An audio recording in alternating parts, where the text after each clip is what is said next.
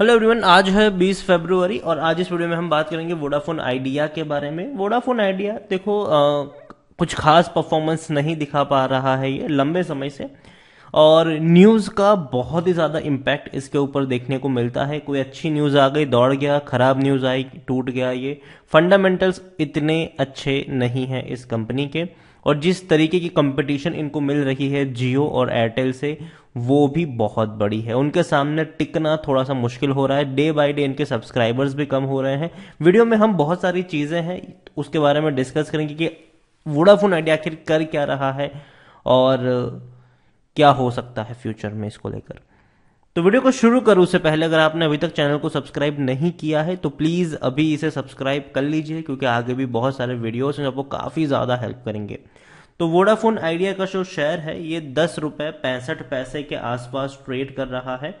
पिछले एक महीने में अगर हम देखें तो 12% तक टूट चुका है ये। 12 रुपये से 10 रुपये पर आ चुका है ये। इवन एक साल की अगर हम बात करें तो पिछले एक साल में वोडाफोन आइडिया के शेयर में 8% की गिरावट है। अप्स एंड डाउन्स काफ़ी ज़्यादा आए हैं। टूट गया, बाउंस बैक किया, टूट गया, भयंकर गिरावट थी। और ये गिरावट तब थी जब इस कंपनी के चेयरमैन कुमार मंगलम बिरला उन्होंने खुद रिजाइन करके बोला कि देखो भैया, कंपनी किसी भी हालत में उस सिचुएशन में नहीं है कि बच सके, सरकार को इंटरवीन करना पड़ेगा, सरकार को ये जो कर्जा है उसको लेकर कुछ ना कुछ सोल्यूशन लेकर आना पड़ेगा, सरकार को कोई हेल्प करनी पड़ेगी। अगर नहीं करेंगे तो कंपनी बर्बाद हो जाएगी। अगर आप चाहो तो मेरे हिस्से के जो शेयर्स है वो आप ले लो, लेकिन कंपनी को बचा लो।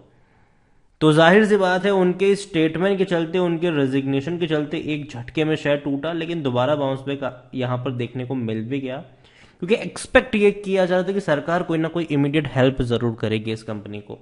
ठीक है, लेकिन बाद में थोड़ा बहुत टूटा, बाद में एक बहुत बड़ा जंप आया, क्योंकि तब लग रहा था कि हाँ अब कुछ हेल्प मिलने वाली है, या भैया ऑपरेटर बहुत एक्टिव हो चुके हैं। अब यहाँ पर 16 रुपये तक चला गया था ये, लेकिन एक झटके में टूट गया।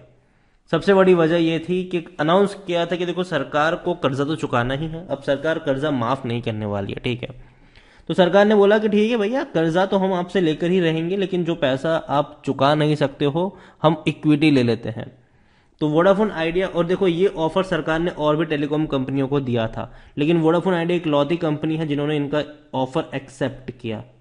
ठीक है, अब जाहिर सी बात है सरकार एक बहुत, अब प्रमोटर से ज्यादा इक्विटी अब सरकार की हो चुकी है। 35% का स्टेक गवर्नमेंट के पास आ चुका है, 36% का स्टेक।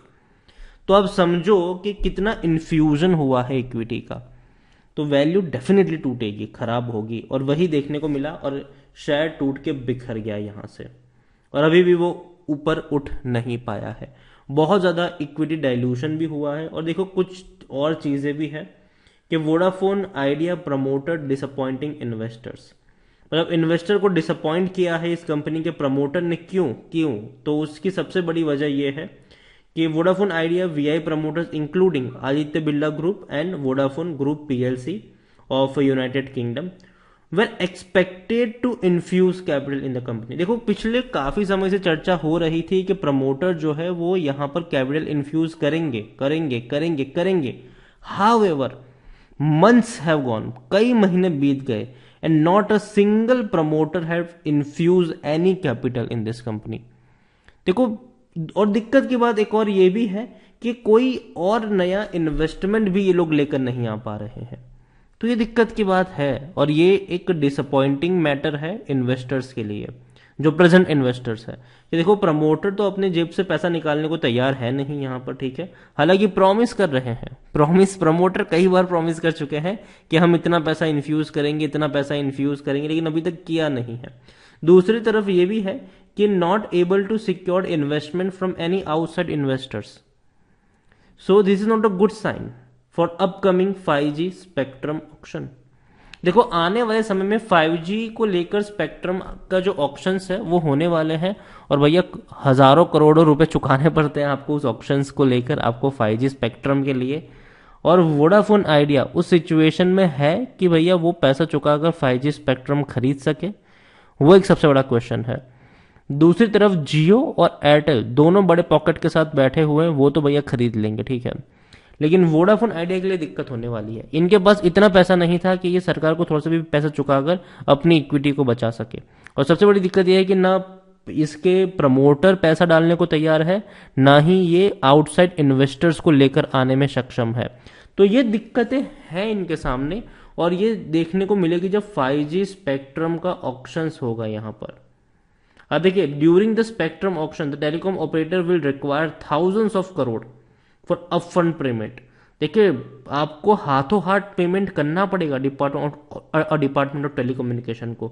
दस VI not performing financially well for last few years and no outside capital means telecom, अगर और कोई आउटसाइड कैपिटल भी इनके पास आने को तैयार नहीं है।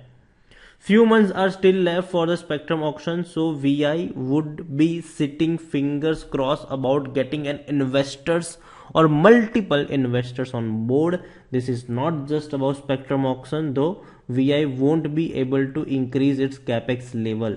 तो देखो, इन्वेस्टमेंट लेकर देखो एक बहुत बड़ा पैसा इनको चाहिए होगा स्पेक्ट्रम के लिए, और अगर वो नहीं जुटा पाएंगे, ये कोई बड़ा इन्वेस्टमेंट लेकर नहीं आएंगे, तो जो कंपटीशन इनको मिल रही है जियो और एयरटेल की तरफ से, उसमें ये कई पीछे चले जाएंगे। काफ़ी सब्सक्राइबर का लॉस इनको झेलना पड़ेगा। तो देखो, प्रॉब्लम्स हैं इनके लिए, ठीक है। This will result in poor 4G coverage in comparison to competitors which has ultimately add to subscriber। तो देखो, सही बात है, अगर वोडाफोन आइडिया 4G आपको देता रहेगा और एयरटेल और जियो भैया 5G लेकर आ जाएंगे सेम प्राइस में, या फिर थोड़ा बहुत प्राइस इंक्रीज भी करेंगे, तो लोग 5G को ज़्यादा प्रीफर करेंगे। तो उस चीज़ को ध्यान में रखें। और वोडाफोन आइडिया, देखो मैं यही कहूँगा कि अभी भी कंपनी जो है वो फंडरेज नहीं कर पा रही है। लार्ज कैप शेयर है 30,000 करोड़ के आसपास का इसका मार्केट कैप है, वॉल्यूम्स बहुत ज़्यादा है, 18 से 19 करोड़ तक का इसका वॉल्यूम डेली का देखने को मिल रहा है। दूसरी ओर अगर हम इसके वोडाफोन आइडिया के बारे में अगर देखें, तो खरीदारी करने का सही मौका, क्योंकि शेयर ओवरबोर्ड जोन में नहीं है, लेकिन फिर भी मैं मानता हूं कि खरीदारी का सही मौका नहीं है मौका, क्योंकि अभी भी बहुत सारी अनसर्टेनिटी बनी हुई है। सबसे बड़ी जो अनसर्टेनिटी मुझे लग रही है वो है नया इन्वेस्टमेंट, चाहे वो प्रमोटर के थ्रू आए, चाहे वो आउटसाइड के थ्रू आए, उनको इमीडिएट इन्वेस्टमेंट चाहिए होगा, इमीडिएट पैसा चाहिए होगा। और दूसरी बात, सरकार ने एक बहुत बड़ा यहाँ पर इक्विटी ले ली है इन लोगों से, और जो इन्फ्यूजन हुआ है भैया इक्विटी का, जो बहुत नेगेटिव एस्पेक्ट में मानता हूँ, तो जो वैल्यू है वो घट जाएगी। आप खुद सोचो कि वोडाफोन आइडिया के 2,000 करोड़ शेयर्स मार्केट में हो और एकदम से 3,000 करोड़ शेयर्स हो जाए, मतलब तो अगर वो देखो, ये एग्जाम्पल है, ठीक है, एक्चुअल में इतना नहीं है लेकिन एग्जाम्पल है, तो वैल्यू जो होती है वो कम हो जाती है। तो उस चीज को आप सिंपल समझिए। वोडाफोन आइडिया मैं यही कहूंगा कि जब तक कोई क्लियर कट इन्फॉर्मेशन नहीं आती, तब तक तो मैं यहाँ पर खरीदारी के बारे में सोचूंगा नहीं वोडाफोन आइडिया में।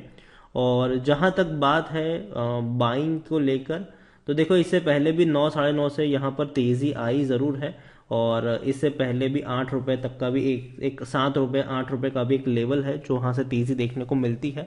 10 रुपए के ऊपर तो मैं कभी नहीं खरीदूंगा, लेकिन अभी भी बहुत सारी अनसर्टिनिटी बनी हुई है। जो कंपटीशन इनको जियो और एयरटेल से मिल रही है वो बहुत बड़ी कंपटीशन है, बड़े पॉकेट के साथ वो लोग आ रहे हैं, और ऑलरेडी इनके सब्सक्राइबर इंक्रीज हो रहे हैं, जबकि वोडाफोन आइडिया के सब्सक्राइबर हर रोज कम होते जा रहे हैं। तो अभी के लिए अवॉइड करें, जल्दबाजी मत करिए यहाँ पर खरीदारी करने में। और अगेन न्यूज़ काफ़ी ज़्यादा आपको देखने को मिलेगी, और पूरा न्यूज़ पर ही ये ट्रेड कर रहा है, लेकिन दिक्कत अभी भी इस कंपनी को लेकर यही है कि हर क्वार्टर में बड़े बड़े लॉस हो रहे हैं। दिसंबर में 7,230 करोड़ का लॉस हुआ था, इससे पहले 7,130 करोड़ का लॉस हुआ था। तो हर क्वार्टर में 7 से 8,000 करोड़ का लॉस कंपनी कर रही है, जो अच्छी बात नहीं है। वीडियो को यहीं पे एंड करूंगा, पसंद आया हो तो लाइक कर शेयर करें। चैनल पर अगर आप पहली बार आए हैं तो प्लीज सब्सक्राइब करें, और वोडाफोन आइडिया के बारे में आप क्या सोचते हैं वो भी आप मुझे कमेंट में लिखकर बता सकते हैं। Thank you.